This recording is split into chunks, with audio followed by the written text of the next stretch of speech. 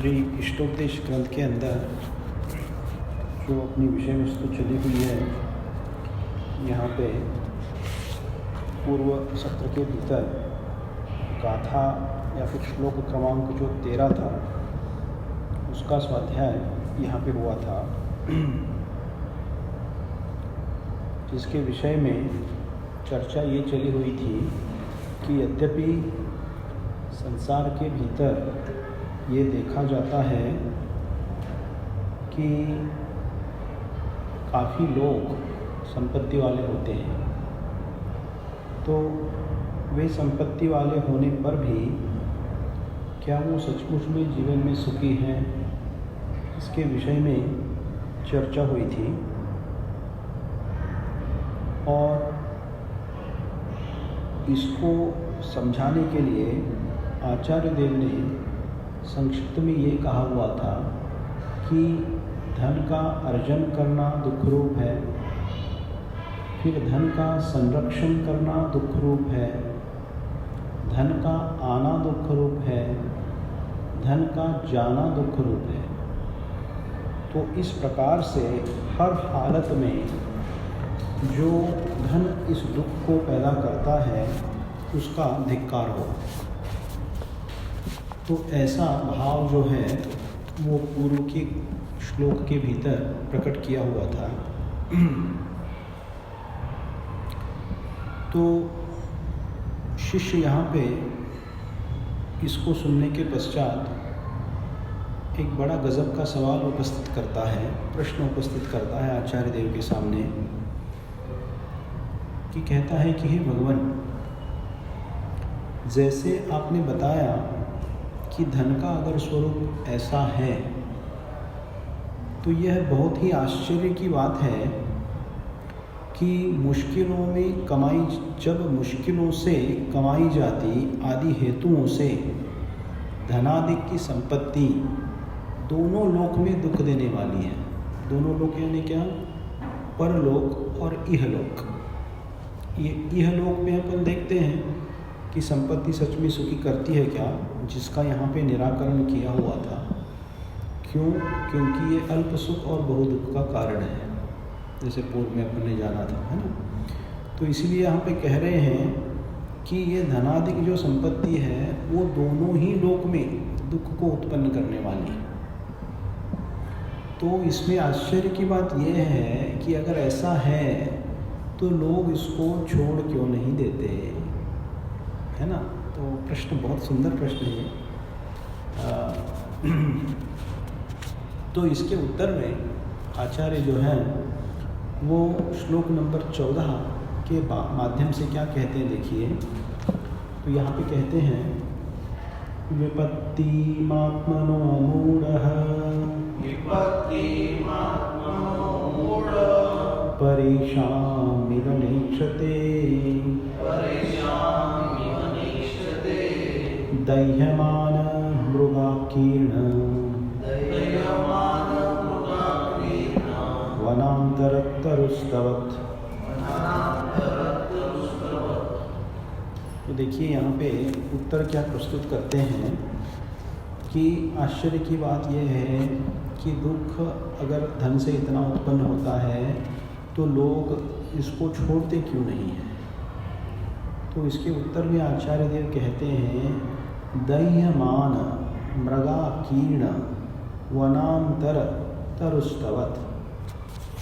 यानी यहाँ पे कह रहे हैं मृगाकीर्ण, यानी वन के भीतर जो मृग आदि अनेक जानवर रहते हैं, पशु पक्षी रहते हैं, वे दह्यमान, और वो जो वन कैसा है, दह्यमान, यानी जिसमें बहुत भयंकर प्रचंड रूप का जो आग लगा हुआ है, अग्नि जो लगी हुई है, ऐसे अग्नि के भीतर ये जो जीव है वो वनांतर तरुस्तवत्, तरु यानी वृक्ष, वृक्ष के ऊपर ये जीव बैठा हुआ है, जिस वन में बहुत जबरदस्त आग लगी हुई है ना। और यहाँ पे कह रहे हैं मूढ़ः यानी अज्ञानी जीव परेशामिव परेश इव न नेक्षते आत्मनो विपत्तिम। यानी यहाँ पे ये कह रहे हैं कि ऐसे वन के भीतर वृक्ष के डेरे के ऊपर बैठा हुआ ये जीव जो हैं, अज्ञानी जीव हैं, वो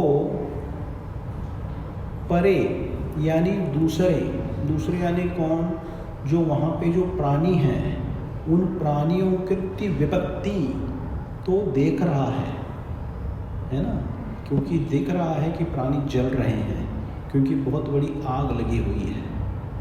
तो यहाँ पे कह रहे हैं ये जो मूढ़ व्यक्ति है पर विपत्ति यानी दूसरे जो प्राणी विपत्ति में पड़े हैं वो तो वो देख रहा है, परंतु आत्मनो न ईक्षते, परंतु यह व्यक्ति आत्मा स्वतः स्वजीव जो वो खुद हैं वो भी विपत्ति में फंसा हुआ है, वह न ईक्षते नेक्षते यानी वह उसे देखता नहीं है।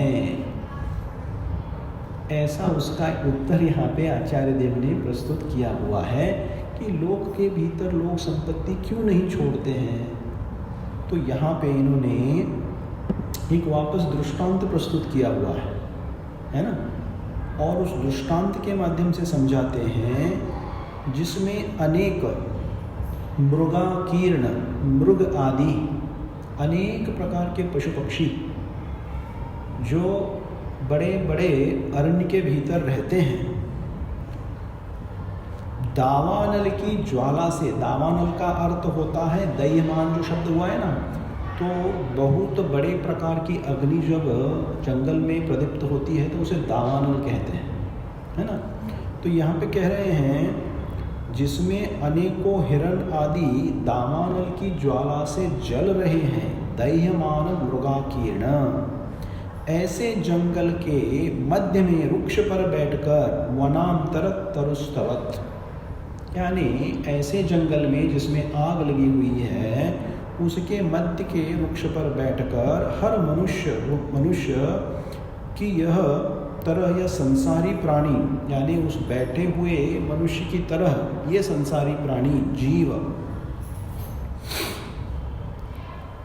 दूसरों की तरह अपने ऊपर आने वाली विपत्तियों का ख्याल नहीं करता, न इक्षते यानी देखता नहीं है, उसका वो ख्याल नहीं करता है। तो क्या समझा रहे हैं इसके उत्तर, क्या कह रहे हैं, नेक्षते न पश्यति से देखता नहीं है, कासो मूढ़ो जो मूढ़ हुआ है।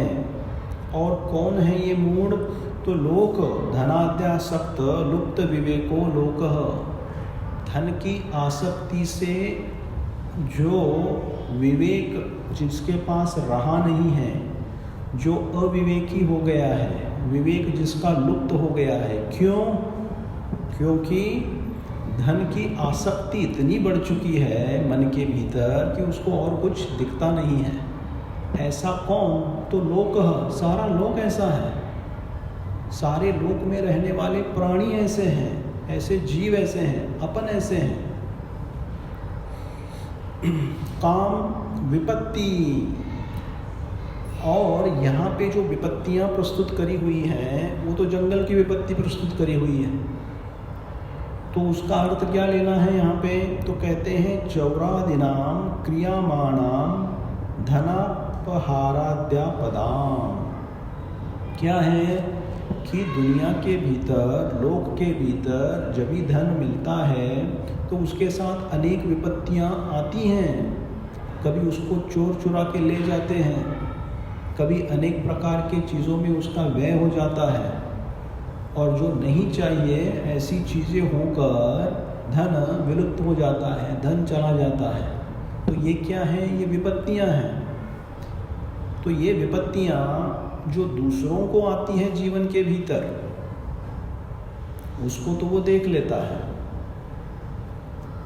लेकिन उसको देखकर वो उनको अपनी विपत्ति नहीं मानता है।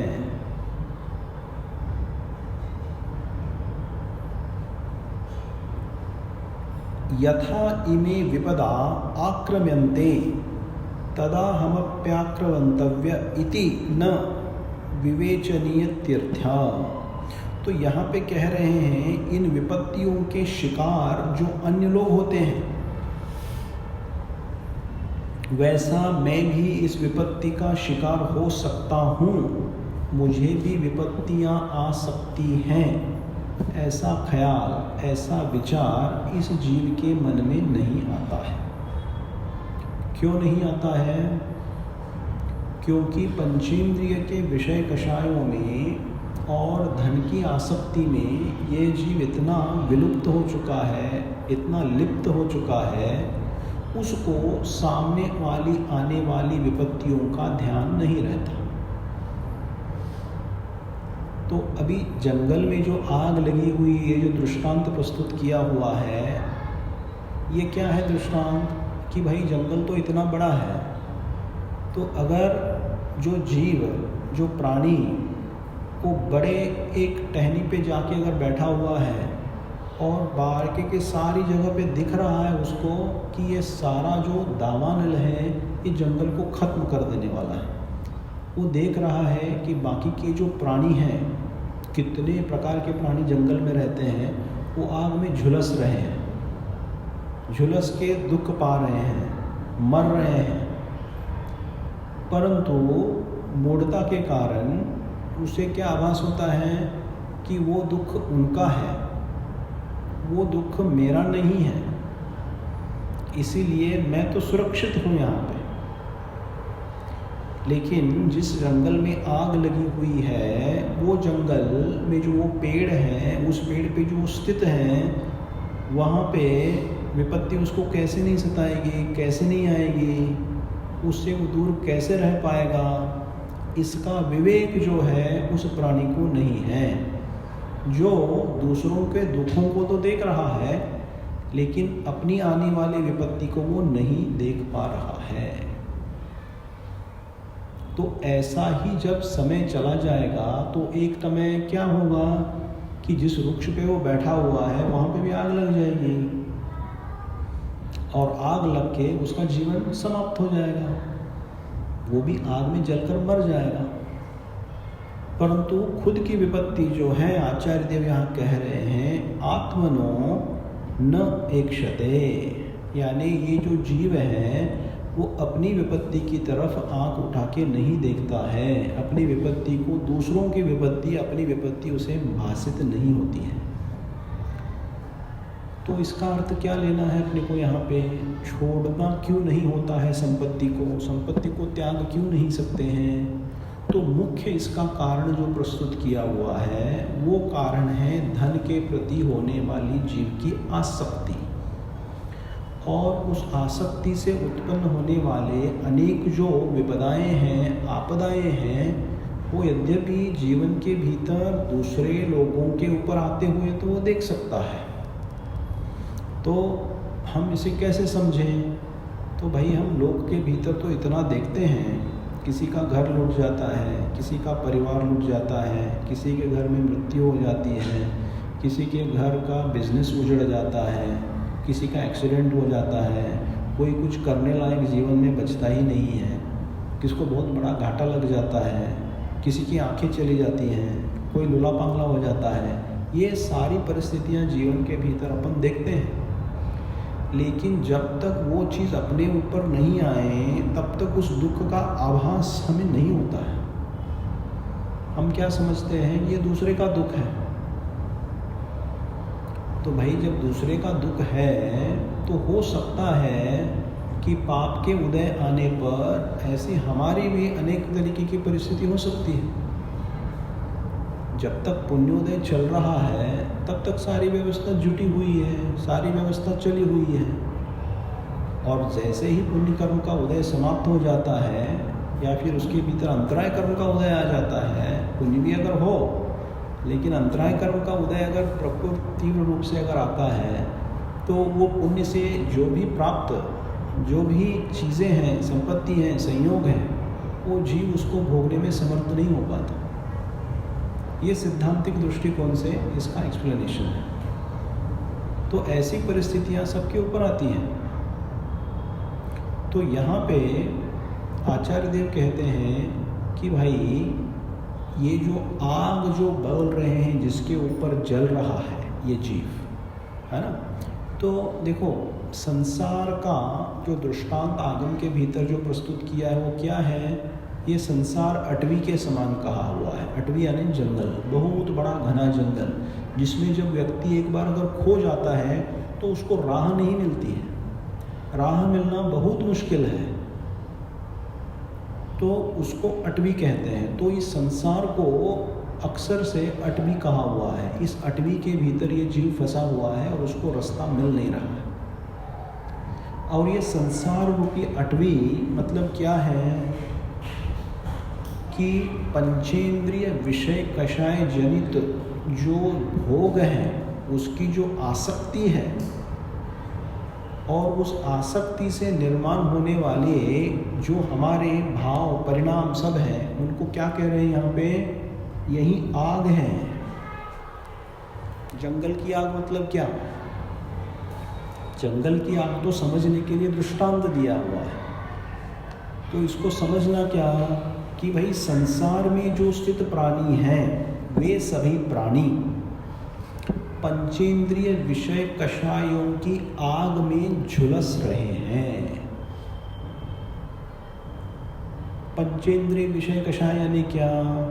पांच इंद्रिय, पांच इंद्रियों के अपने अपने विषय होते हैं। उन विषयों में जो हम जीव राग और द्वेष से परिणमन करते हैं, उसमें प्रवर्तन करते हैं और उसको इष्ट और अनिष्ट मानकर उससे सुख और दुख का अनुभवन जो करते हैं, उसे क्या कहा हुआ है? पंचेंद्रिय विषय कषाय की चाह होना। और इस पंचेंद्रिय विषय कषाय के ऊपर एक राजा बैठा हुआ है, जिसको कहते हैं मन। ये मन जो है ये पंचेंद्रियों का राजा है। इसको इंद्र कहा हुआ है, मन को। इंद्र यानी क्या? जो प्रमुख होता है ना, इंद्रिय, इंद्रियों का जो राजा होता है वो मन होता है। इसीलिए मन को वश में करना सबसे दुर्धर काम है, सबसे कठिन काम है। और ऐसे प्रकार का जो नियंत्रण है, मन के ऊपर संयम पाना, ये मुनिराजों को ही होता है। मतलब उसकी भी मात्राएं हैं। जो श्रावक जो है अपनी भूमिका में रहकर बहुत ज़्यादा कंट्रोल इसके ऊपर कर नहीं सकता है। तो मन को कंट्रोल करना, मन को संयमित रखना, मन के ऊपर वश करना, ये सबसे सबसे दुर्लभ वस्तु है, दुर्लभ चीज़ है।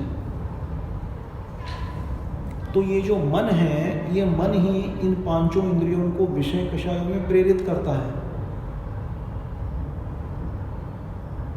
तो यद्यपि मन मोक्ष मार्ग में भी बहुत क्या है? सहकारी स्वरूपी है। और ये मन जो है, इसको क्या कहा हुआ है? इसको छठवीं इंद्रिय कहा हुआ है। इंद्रियां तो पांच ही बताई है। पंचेंद्रिय के विषय कषाय पांच इंद्रियां, तो छह इंद्रियां क्यों नहीं बताई है भाई?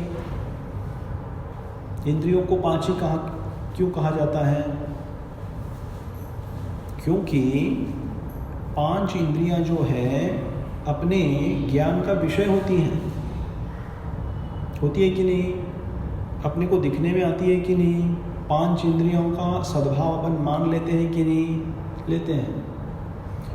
तो इसीलिए उनको इंद्रिय और मन को अनिंद्रिय कहा हुआ है। तो जैसे पांच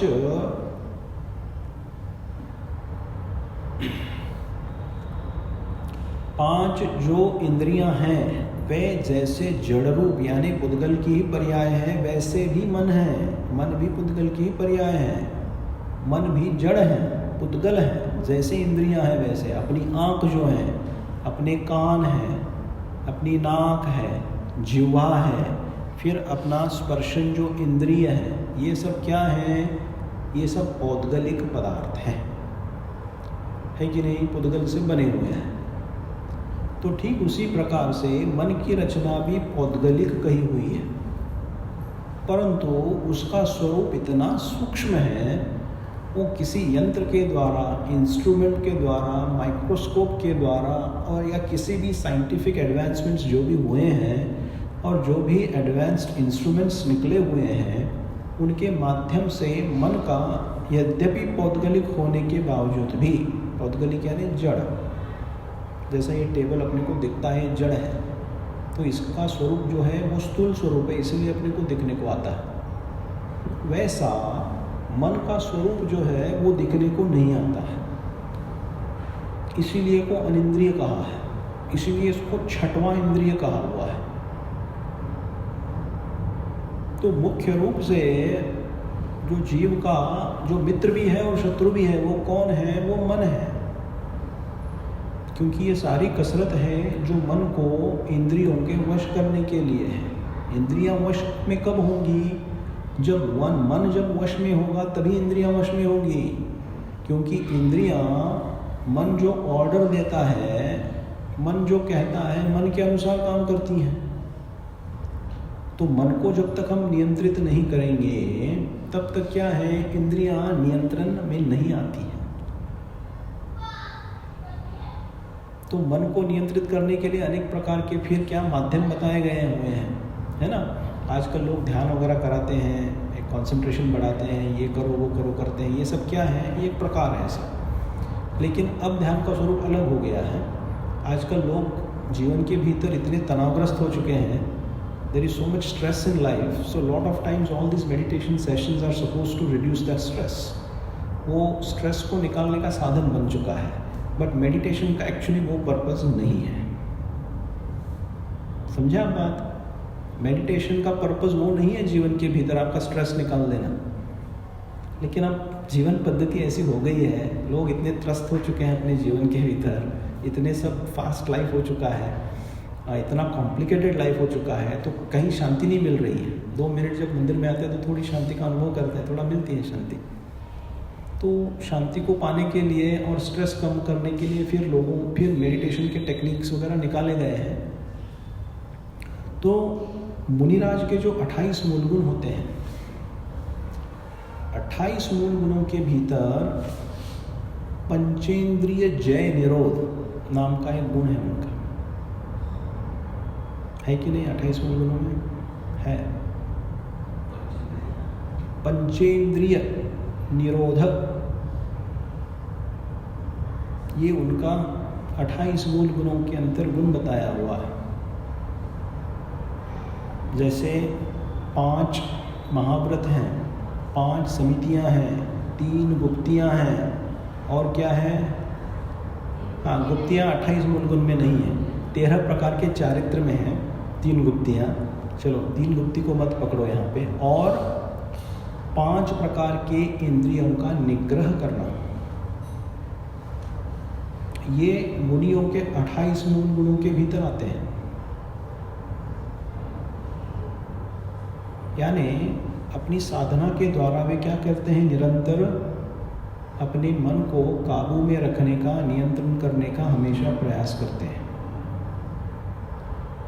और संसारी जीव की क्या हालत है यहाँ पे कि हम सभी संसारी जीव इस विषय कषाय की ज्वाला में, इस विषय कषाय की आग में, पंचेंद्रिय विषय कषाय में झुलस रहे हैं। तो हम झुलस रहे हैं कि नहीं हैं, पहला इसका विचार होना आवश्यक है। और विचार करके, उसका मंथन करके, फिर ये जीव जो है वो ग्रहण कर पाता है कि सच में पंचेंद्रिय विषय कषाय मुझे सुखरूप लगते हैं, लेकिन क्या ये सच में सुखरूप है कि क्या ये दुख का बहुत बड़ा सोर्स है। जब इस जीव को पंचेंद्रिय विषय कषाय के सारे जो विषय हैं वे जब दुख रूप भाषित होने लगेंगे, है ना। तो ये बहुत साधना की चीज़ है ये, मतलब ऐसे ही आने वाली बात नहीं है ये, है ना। बहुत समय की साधना तपस्या इसके लिए आवश्यक है। तो तब तक क्या लगेगा हमें कि भाई इंद्रियों के विषय हमको जो भी मिल रहे हैं वे सब हमें सुख दे के जा रहे हैं। इंद्रियों के सब विषय जो हमें प्राप्त हैं, पांचों इंद्रिय हैं, अपने अपने उसके विषय हैं, उन सभी के विषय जो हैं हमें क्या सुख प्रदान किए जा रहे हैं और इससे मैं सुखी होता हूँ। ऐसी भ्रांति अनादिकाल से इस जीव ने पाल के रखी है। पाल के नहीं रखी है क्या?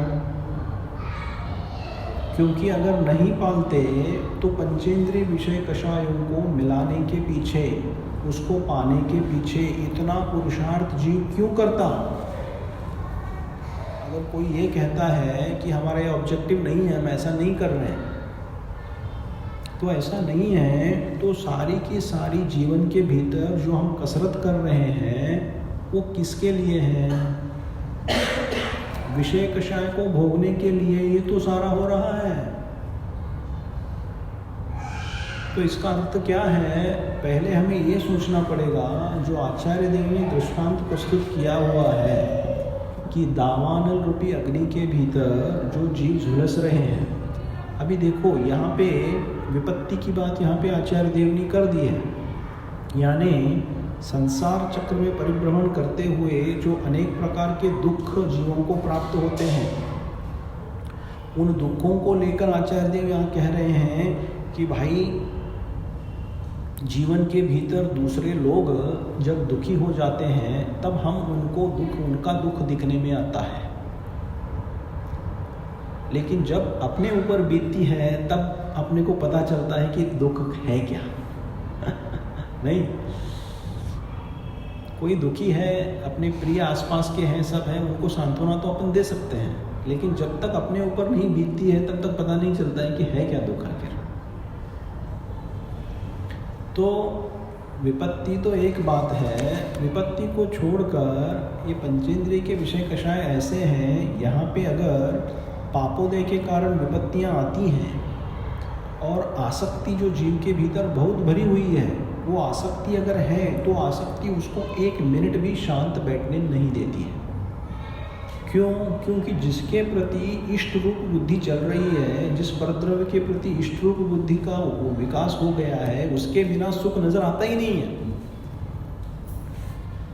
और पापोदय के कारण वो सुख अगर उससे छिन जाता है तो कितना मानसिक संताप, कितना मानसिक एक प्रकार का विकराल स्वरूप धारण करके कितना अंतरंग में दुख उत्पन्न होता है। ये एक बात। दूसरी बात, जिनके पुण्योदय है, पुण्योदय होने पर भी विषय कषायों का सेवन जब वो कर रहे हैं तब उन्हें इसका भान नहीं है कि एक्चुअली मैं विषय कषाय की आग में झुलस रहा हूँ।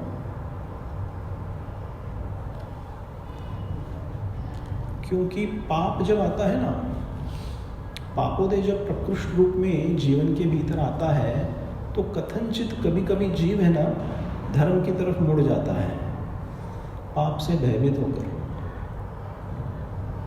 गुरुओं के पास आने लगता है, गुरुओं की सेवा करने लगता है, मंदिर आने लगता है, कुछ स्तोत्र पाठ पठन करने लगता है।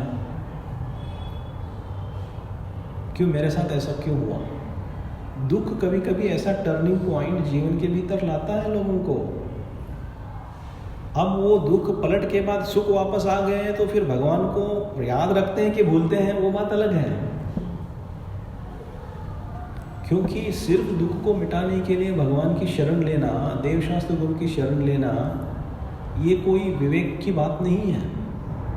फिर भी जब बहुत बड़ा दुख, बहुत बड़ा संकट, बहुत बड़ी विपत्ति जीव के जीवन में जब आती है तो वो क्या करता है? भगवान की शरण में आ जाता है। और जिन्हें दुख का अनुभव नहीं हुआ है, जिन्होंने दुख भोगा नहीं है, जिनको बहुत मात्रा में पुण्य प्राप्त है, वो क्या करेंगे? वे भगवान की शरण में आएंगे? तो इसीलिए कहा कि पिछले इसमें अपन ने देखा था कि जिनके पास बहुत संपदा है उनको जीवन में बहुत सावधानी बरतना योग्य है, सभी संपत्ति वालों के लिए। आगम तो ये कहता है,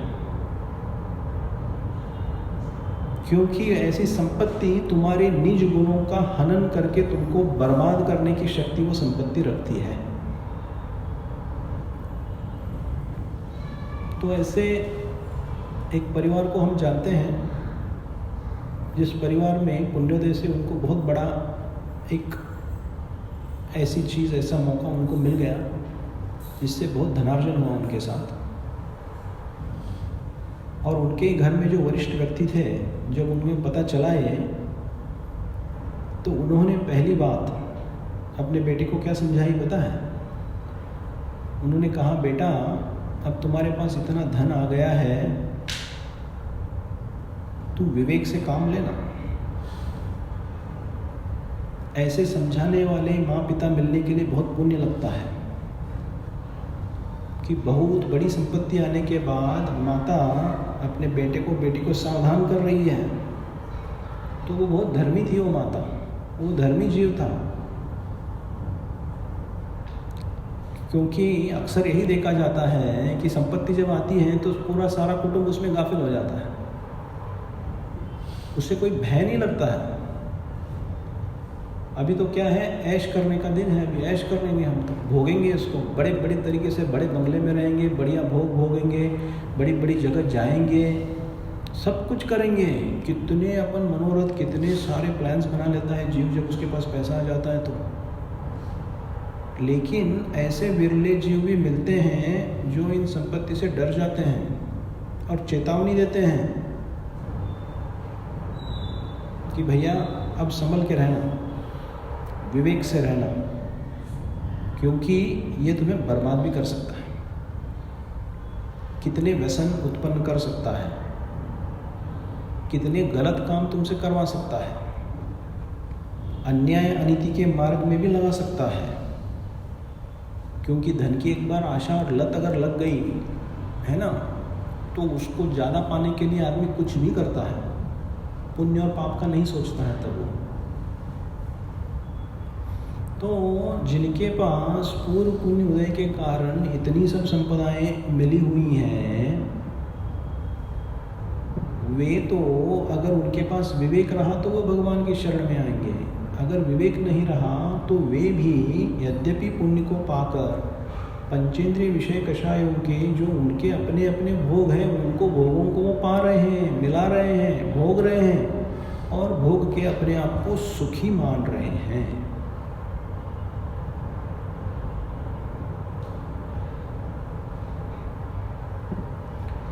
छह डाला के भीतर एक लाइन आती है ना, मोह मद पियो अनादि, भूल आपको भरमतवादी। क्या है ये? मोह मद पियो अनादि, भूल आपको भरमतवादी। तो क्या है ये कौन करा रहा है? सब ये मोहनीय कर्म सब कुछ करा रहा है, ये मोहनीय कर्म का सारा खेल है। तो इसीलिए जब विषय के संयोग प्राप्त होते हैं तो विषय संयोग के प्राप्त होने पर अपने निज गुणों का हनन न करते हुए यथा योग्य रूप से उसको कैसे भोगना है, ये भी धर्म ही सिखाता है। ये जैन धर्म ऐसा एक ही धर्म है जो हर परिस्थिति में कैसे योग्य रूप से जीना सिखाता है। ये मात्र जीने की जीवन की कला नहीं सिखाता है, ये मरने की कला भी सिखाता है। बहुत बड़ा उपकार है इस धर्म का, क्योंकि जीवन की कला कैसे सीखे जाए इसको सिखाने वाले अन्य भी धर्म हैं, लेकिन मरना कैसे है ये कोई नहीं सिखाता है। तो हमारा धर्म जो इतना महान है जैनेन्द्र देव का, कि इसके भीतर कैसे जीना और कैसे मरना, इन दोनों की कलाएं यहाँ पे जीव प्राप्त कर सकता है। तो ऐसे पंचेंद्रिय विषय कषायों को पाकर जिन्हें वे प्राप्त हैं या फिर उनको प्राप्त करने की जो आशा रखते हैं, उनके लिए ये सोचना बनता है कि भाई जिस सुख की हम चाह कर रहे हैं, क्या वो सच्ची में सुख है कि सुख का आभास मात्र है। क्योंकि उनके पाने के पश्चात जैसे जैसे संयोग प्राप्त हो जाएंगे, जैसे जैसे कषायों की पूर्ति होगी, अगर विवेक नहीं रहा तो वैसे वैसे उन कषायों की आग और भड़केगी, वो कम नहीं होती है। You don't come to a point where you feel you are satisfied. ऐसी स्थिति उत्पन्न नहीं होती है। जितने विषय कषाय उनको भोगेंगे, उतने नए नए विषय कषाय की प्राप्ति के लिए जीव और तड़फेगा। और ये तड़फना जो है, यही इसको झुलसना कह रहे हैं कि यही यहाँ पे झुलस रहा है। इसीलिए धनादिक का, धन के भीतर सब कुछ आ गया, एक अचेतन द्रव्य को लिया हुआ है, इसके भीतर सब कुछ आ गया। क्योंकि क्या है, धन के माध्यम से बहुत कुछ परिग्रह का संग्रह इकट्ठा किया जा सकता है, उसको भोगा जा सकता है। इसीलिए मात्र धन को यहाँ बता रहे हैं, धनादिक का। इसीलिए इसके प्रति आसक्ति होने के कारण, अब यथार्थ रूप में देखो तो आसक्ति धन के प्रति है क्या? यथार्थ रूप में अगर आप वापस इसमें विचार करते हैं तो आसक्ति धन नहीं है। जो विषय कषायों की आसक्ति बनी हुई है, उसके लिए धन लगता है, इसीलिए धन के प्रति आसक्ति है अपनी। तो जब तक ये आसक्ति चलेगी अपनी, तब तक क्या होगा? तब तक इनको पाकर भी तृप्ति नहीं, तृप्ति का अनुभव जीव कभी नहीं करेगा। और नई नई नई चीज़ों का डिमांड हो जाएगा। भारत की एक ऐसी संस्कृति है जहाँ धर्म को मुख्य करके जिया जाता है। 4 पुरुषार्थ है ना, 4 पुरुषार्थ। तो मोक्ष पुरुषार्थ को गौण करो, क्योंकि वो अंतिम पुरुषार्थ है। तो बाकी के जो 3 पुरुषार्थ है, पहले धर्म पुरुषार्थ कहा, फिर अर्थ और फिर काम पुरुषार्थ कहा हुआ है। ये जो विचार प्रणाली है वो भारत की विचार प्रणाली है। यानी धर्म को सामने रखकर फिर जीवन जीने की पद्धति, धर्म, ये भारतीय कला सिखाती है हमें, भारत की संस्कृति हमें सिखाती है। तो आज वेस्टर्नाइजेशन के कल्चर में आज देखो यहाँ पे क्या हो रहा है भारत के भीतर में, व्हाट इज हैपनिंग हियर। तो अभी भी बहुत अंतर है, क्योंकि मैं अमेरिका में बहुत साल रह चुका हूँ और आके जब हम यहाँ बसे तो हमारे कुछ इमेज इंडिया का कुछ अलग ही था जब हम आए थे तब, और देखने को कुछ अलग ही मिला। और अभी जो जो चीज़ें सुनने में देखने में आ रही हैं, उससे ऐसा लग रहा है कि अमेरिका के अंदर और भारत के अंदर अब ज़्यादा डिफरेंस नहीं रहा, not much difference is left. मतलब जैनियों के हिसाब से नहीं बोल रहा हूँ मैं, ये जो भारतीय संस्कृति है इसके हिसाब से बोल रहे हैं। क्योंकि जहाँ शराब को पीना प्रेस्टिजियस माना जाता है, वो सारा कल्चर भारत में आ चुका है। शराब पीना एक बहुत ही निंदनीय कार्य है। और पहले के ज़माने में लोग अगर पिए तो भी छुप छुप के पीते थे शराब, उनको पता था कि गलत है। जो करते भी थे ना, वो छुप छुप के पीते थे। अब तो पूरा चौराहे के सामने बड़े बड़े 5 स्टार होटल में जाके पूरा अपना डंडा पिटोरा करके लोग पी रहे हैं। तो ये बहुत बड़ा हनन है संस्कृति का। और ये पंचम काल है ना, तो पंचम काल में क्या है, आयु बुद्धि ये सब क्या है, इसका ह्रास होने वाला है, कहा हुआ है। तो ऐसे ही ये देखने में मिल रहा है अभी। तो इसमें अपना बचाव कैसा करना है ये सोचना है अपने को, दुनिया की चिंता नहीं करनी है। दुनिया अपने अपने मार्ग में चली जाएगी, इस दुनिया में तो रहना है अपने को, है ना। तो उसमें रहते हुए अपने धर्म का और अपना बचाव करके धर्म को सामने रखकर फिर जीवन कैसे जीना, ये हमें सोचना है। तो ऐसा अगर हुआ और चलो पुण्योदय से बहुत भी पैसा अगर अपने पास आ जाता है तो उसमें बह के नहीं चले जाएंगे, क्योंकि उसका स्थान जीवन के भीतर क्या है ये पता है, वो सच्चा है कि नहीं ये भी पता है। तो ऐसा जो भाव है ना, इसके प्रति निस्पृहता लाना बहुत आवश्यक है, क्योंकि ऐसा अगर नहीं किया तो ये अनेक प्रकार के आर्त और बौद्ध ध्यान का बहुत बड़ा साधन होता है। और आजकल सब यही हो रहा है। जहाँ पे भी आप देखो, कोई भी न्यूज़पेपर खोलो, कुछ भी पढ़ो, कोई भी समाचार ले लो, उसके भीतर क्या है, विषय सब एक भी मन को शांति देने वाला एक भी विषय आपको पढ़ने में नहीं आता है। सारे जो विषय जो पढ़ने में आते हैं वे इंद्रियों को उत्तेजना कैसे दें, ये इसके सारे विषय रहते हैं। और 24 घंटे उसी में रहकर, उसी को सुनकर, उसी को पढ़कर जीव की बुद्धि ऐसी ही हो जाती है। और इसीलिए फिर जो विषय कषाय प्राप्त हैं उनमें क्या सुख की बुद्धि हमेशा पड़ी रहती है। तो ऐसा होने से कभी उससे हटना नहीं होता है, या फिर ये भी जानना नहीं होता है कि ये मेरे लिए हितकर नहीं है, उसके लिए धर्म की शरण में ही आना पड़ेगा। तो इस प्रकार से यहाँ पे आचार्य देव कह रहे हैं कि धनादिक के चुराए जाने आदि रूप अपनी आपत्ति को नहीं देखता, अर्थात वो यह ख्याल नहीं करता कि जैसे दूसरे लोग विपत्ति के शिकार हुए हैं वैसे मैं भी विपत्ति का शिकार हो जाऊंगा, हो सकता हूँ।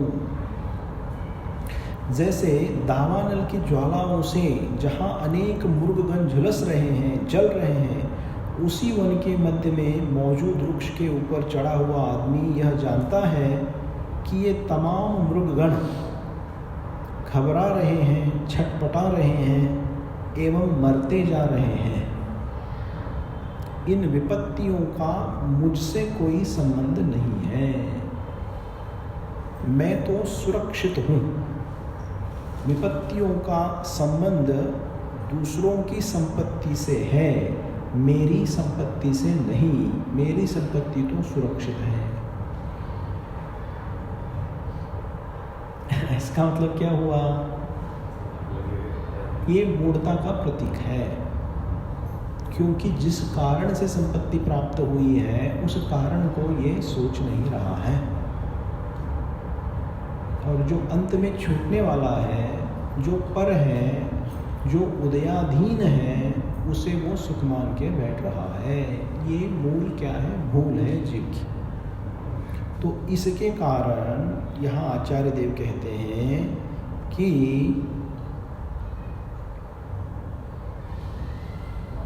संपत्ति को लोग छोड़ नहीं पाते हैं। अब ऐसा सुनने के पश्चात जो कारिका नंबर 15 है उसके लिए शिष्य कहता है कि आपने जैसे बताया कि इतनी निकट आई हुई विपत्ति है, उस विपत्ति को भी जीव देख नहीं पाता है, तो इसको ऐसी विपत्तियां क्यों दिखाई नहीं देती? तो आचार्य देव कहते हैं यहाँ पे लोभादिति वत्सः धनादिगार्धा पुरोवर्तीर्णि मप्यादम धनिनो न पश्यति। लोभ के कारण यानी आसक्ति के कारण, विषय कषाय के आसक्ति के कारण, हे वत्स, धनादिक की ग्रद्धता यानी आसक्ति, उसके प्रति होने वाला तीव्र ममत्व रूपी परिणाम क्या करते हैं? धनी लोग सामने आई हुई विपत्ति को भी नहीं देखते हैं। और इसी श्रृंखला को आगे रखते हुए यहाँ पे और एक श्लोक यहाँ पे प्रस्तुत किया हुआ है, 15 नंबर का श्लोक। वो अपन क्या करते हैं, 9 बज गया ना, हाँ, तो अगले सत्र के भीतर उसको अपन वहाँ देखते हैं कि लोभ के वशात ऐसे परिणाम जीव के क्यों होते हैं, है ना। तो यहाँ पे अपना समय आज हुआ है, तो यहाँ पे अपन विराम लेते हैं और इसके संबंध में कोई प्रश्नोत्तर जिज्ञासा है तो 2 मिनट के लिए अपन कर देते हैं। जैनम जयतु शासनम, जैनम जयतु शासनम।